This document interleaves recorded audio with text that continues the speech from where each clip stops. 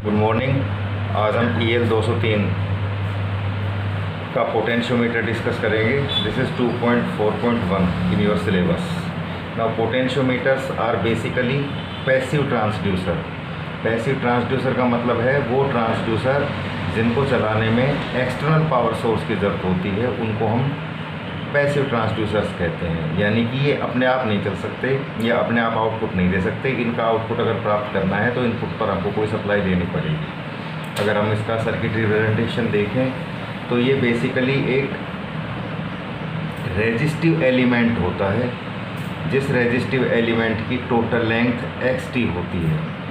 इस resistive element के input पर हम इनपुट वोल्टेज VI लगाते हैं और इस रेजिस्टिव एलिमेंट के ऊपर एक वाइपर लगाकर आउटपुट को ड्रैग करते हैं, आउटपुट को ड्रा करते हैं। यानी कि इस नेगेटिव के रिस्पेक्ट में ये वाइपर इस रेजिस्टिव एलिमेंट के ऊपर जहाँ जाकर रुकेगा वहाँ तक की वोल्टेज आउटपुट में आएगी। इनपुट वोल्टेज तो सारी की सारी इस रेजिस्टिव एलिमेंट पर स्प्रेड हो गई है, लेकिन इस पूरी इनपुट वोल्टेज का सिर्फ वो पार्ट आउटपुट में जाएगा जहाँ पर कि ये वाइपर इस नेगेटिव के रिस्पेक्ट में लगा हुआ है। तो आउटपुट जो वोल्टेज है वो XI वाइंडिंग, यहाँ से यहाँ तक की जो वाइंडिंग है उसकी वोल्टेज आउटपुट में जाएगी।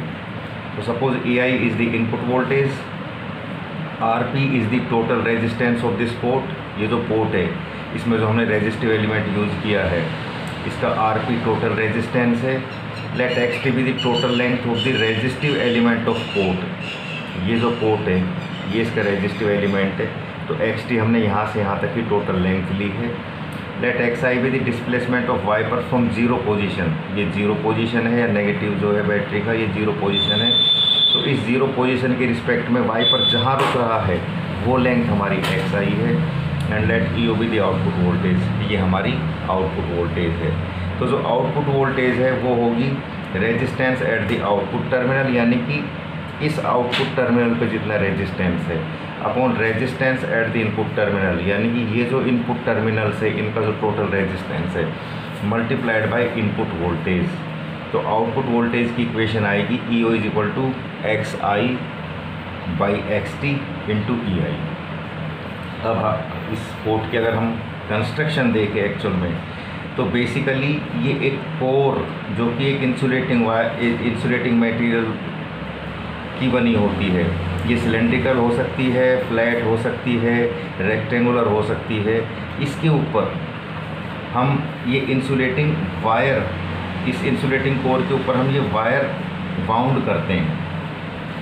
तो इसके बेसिकली तीन पार्ट हो गए। एक तो ये इंसुलेटिंग कोर है, एक वो वायर है जो हमने इसके ऊपर बाउंड किया है, और इसका तीसरा पार्ट है वाइपर जहाँ से हम आउटपुट को प्राप्त करते हैं। तो इनपुट वोल्टेज तो ये वायर हमने यहाँ से इसके ऊपर बाउंड करना शुरू किया और यहाँ पे ख़त्म कर दिया। तो इनपुट वोल्टेज तो इस टोटल वायर के ऊपर लगाई जाती है, जबकि जो आउटपुट वोल्टेज है वो जहाँ वाइपर इस वायर से कनेक्ट है वहाँ से हम आउटपुट वोल्टेज को ड्रा करते हैं। तो यदि इसकी कंस्ट्रक्शन हम देखें तो इसमें बेसिकली तीन क्लियर पार्ट है, एक कोर है, एक वायर है और एक वाइपर है। तो इसकी कंस्ट्रक्शन में बेसिकली तीन अलग अलग पार्ट है, एक वाइंडिंग वायर, एक वाइंडिंग फॉर्मर या जिसे हम कोर बोल रहे हैं, और एक तीसरा पार्ट है वाइपर। अब सबसे पहले जो वाइंडिंग वायर है ये बहुत ही स्मूथ वायर होता है। इसका डायमीटर लगभग 25 माइक्रोन का होता है, यानी कि 25 × 10⁻⁻6 मीटर।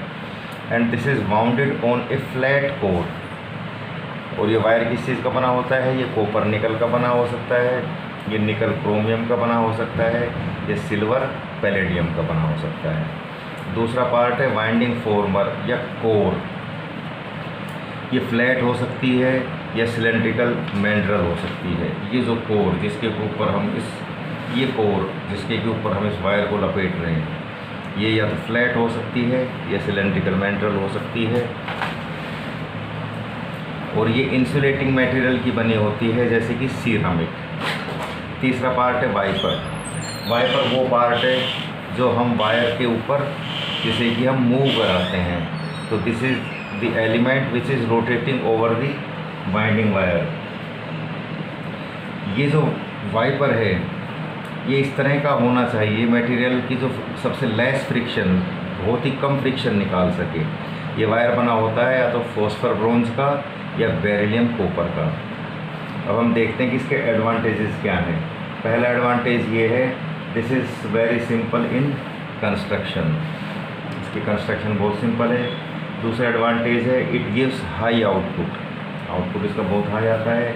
तीसरा एडवांटेज है, it can be used for linear as well as angular displacement measurements. तो आप इससे लीनियर डिस्प्लेसमेंट मेजर कर सकते हो या एंगुलर डिस्प्लेसमेंट मेजर कर सकते हो। इट इज़ इनएक्सपेंसिव, ये बहुत ही कम खर्चीला डिवाइस है। और उसके बाद है, this device can easily be mounted on any surface. तो अपन इस डिवाइस को किसी भी सरफेस के ऊपर इजीली माउंट कर सकते हैं। अब हम आते हैं इसके डिसएडवांटेजेस पर। इसका पहला डिसएडवांटेज तो ये है कि contact noise is created by the vibrations in contact resistance when wiper moves over the potentiometer track. यानी कि जैसे जैसे वाइपर पोटेंशियोमीटर ट्रैक या वायर के ऊपर मूव करेगा वैसे वैसे उसमें नॉइज़ प्रोड्यूस होगा। ये सबसे बड़ा डिसएडवांटेज है। दूसरा डिसएडवांटेज ये है कि oxidation of track and wire increases the noise. ये जो वायर और ट्रैक है, जैसे जैसे उनका ऑक्सीडेशन होगा वैसे वैसे उनके ऊपर जब वाइपर मूव करेगा तो वो नॉइज़ और ज़्यादा आएगा। तीसरा है, large force is required to move the wiper, wiper को चलाने के लिए बहुत लार्ज फोर्स चाहिए।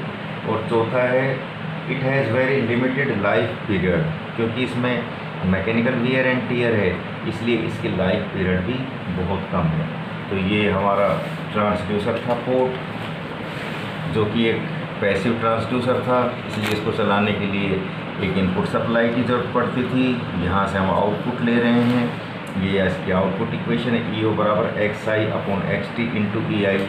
XI ये XI डिस्टेंस, XT ये XT डिस्टेंस।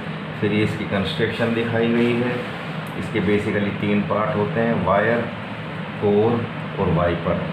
फिर ये इसके एडवांटेज दिखाए हैं और ये इसके डिसएडवांटेज दिखाए हैं। Thank you.